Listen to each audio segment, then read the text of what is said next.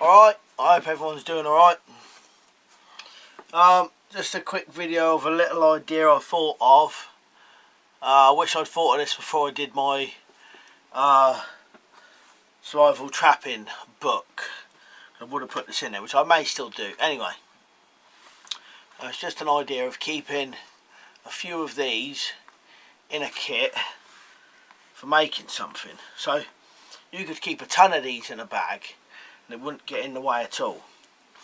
And it would help make something what you could just make with a knife, but it's relatively simple, quick and easy, and you haven't really got to do any cutting. So I've got two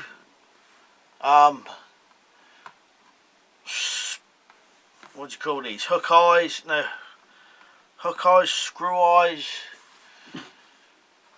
eye screws, whatever they're called. Anyway, so it's a loop with a threaded end and a hook with a threaded end.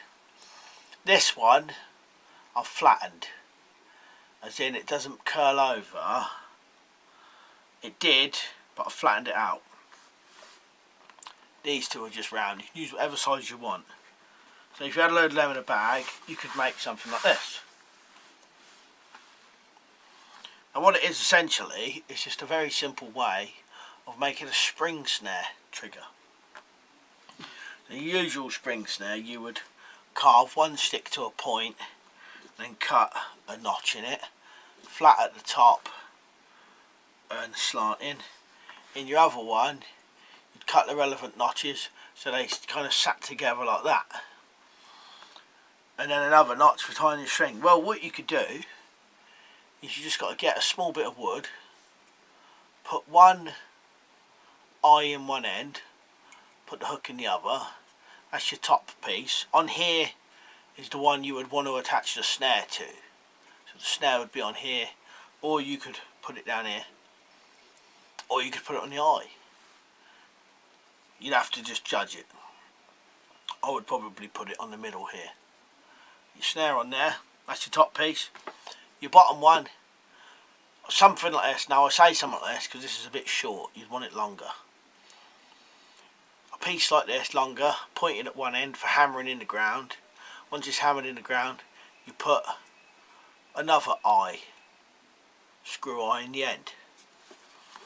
And how they would work is, also on this one, this eye is what you either attach a string to a counterweight, or a string to a bent stick.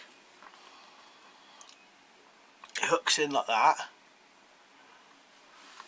String on here to a branch. This one hammered in the ground. Snare on. Once the snare's animal's snared and it's caught, comes off and goes springing up in the air. You can see how that makes sense.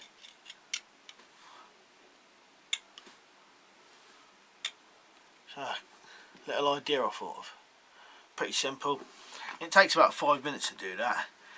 It wouldn't take much to do carving, but I suppose you could have this in a kit what didn't have a knife or whatever, or if you'd lost your knife.